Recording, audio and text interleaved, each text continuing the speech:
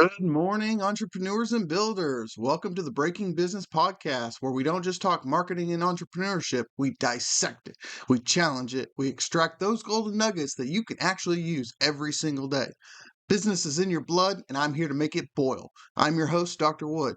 Now let's break it down and build something great. In today's video, I want to talk about understanding your product before it falls off, before it dies, before your business explodes. I just want to convey a hard truth. 90% of startups fail. And one of the biggest reasons is because they build something that nobody actually wants. Imagine spending months, years on your big idea only to launch and hear nothing, absolute crickets. That silence, that's the sound of your dream dying. Not because you didn't work hard, but because you didn't validate it early.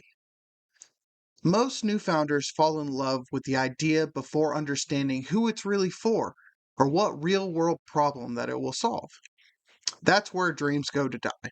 Not because your idea was bad, but because you skip foundational understanding of the market. But here's the good news. You can avoid that fate. If you take the time early to understand your product, your customer, and the problem that you're actually solving, you give your business the best shot at real success. So let's talk about how to do that. First step, why the early validation matters. If you skip this step, here's what's going to end up happening. You're going to build the features that no one uses. You're going to waste time and money chasing the wrong thing. You're going to miss the mark for marketing. Your competitors will end up outrunning you. And ultimately, your idea fails because there was no real demand based on this perceptual idea that you had for this product or service. Build it and they will come. Common phrase, but that's kind of a myth. The real mindset around that is understand them, then build it. So let's break this down into a 5-step game plan. Step 1, know your market like a pro. You want to answer questions like who are your customers and what do they struggle with? You want to study your competition. What's working? What's missing? Talk to real people. I'm talking surveys, interviews, conversations. You want to validate your assumptions. Will they pay to solve this problem? This isn't a one and done. It's an ongoing rinse, repeat, hone in. You want to stay curious. You want to probe every new idea that comes in as kind of a runoff of your current product or service. The second step, you're going to want to define and test your value proposition. What problem are you solving, and why are you better than any substitute? Use tools like Business Model Canvas to map it out. Don't just guess, test it. Show different messages and see what people will actually respond to. If your value isn't clear within the first 5 to 8 seconds, it's probably too complicated. After that, you're going to want to build a minimum viable product. An MVP isn't a rush product. It's the simplest version that solves the core problem. Keep it simple. Cut the fluff. Focus on delivering just one clear value. And then you're going to want to launch it into a small group of early adopters. Learn before you scale. It's not about getting rich on day one. It's about getting real feedback to snowball into an actual business. And then in step 4, you're going to use that feedback to improve. This is where the fun begins. You're going to gather feedback on what works, what's confusing about it, what's missing. Iterate quickly and then build, test, and improve upon it. And if needed, you're going to want to pivot. Now, understand that pivoting and going away from your idealistic version of your product, that's not failure, it's growth based on evidence. And this cycle is where average ideas become great ones through that innovation and pivoting process.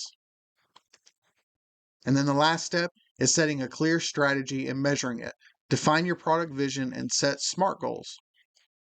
Create a roadmap for what's next, what matters most, where do I see myself in 5 years? And then you're going to want to track those key metrics. Usage of the product, engagement upon the product, conversion, which could be sales, could be overall goals, and then retention of your most valuable customers. You don't want to just build, you want to measure what matters and then let the data guide your moves into the future. Now, I get early feedback will probably be brutal, but the truth about it, failure isn't going to be your enemy. Guessing at what's going to work will be. When you adopt a growth mindset, every mistake is your potential lesson.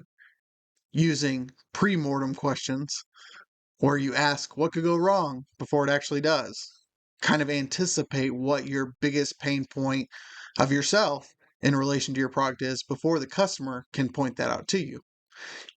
Move fast, test fast, and then learn fast. And then you should probably normalize your failure. It's part of the process, it's part of the growth, but it's not the end. Successful founders didn't avoid their failures, they ended up using it to shape their process, their understanding, the nuance of their products or services, and develop something better. So, what's at stake if you don't do these things? If you ignore them, the cost is going to be something like burned out energy, bad bank account, product that nobody wants, and the dream that you had will never really take off.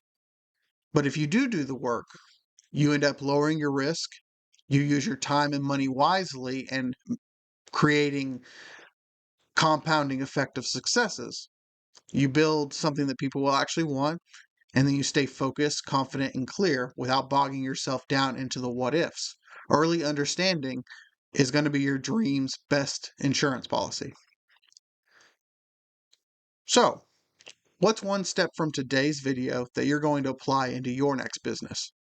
Will you talk up to your potential customer, rework your value proposition, build that MVP? Let me know in the comments. I'd love to hear more about your journey. And if this helped, hit that like button, subscribe, and stay tuned for more practical tools and hopefully help you build your business. I get it, starting a business is exciting, but don't let that passion and that shiny object syndrome blind you to the truth. You want to validate early, listen hard, build real world insight, and treat every misstep as this guidepost to your future, not a graveyard to your business. Now, go build something that matters. And until next time, I'll see you again. Bye.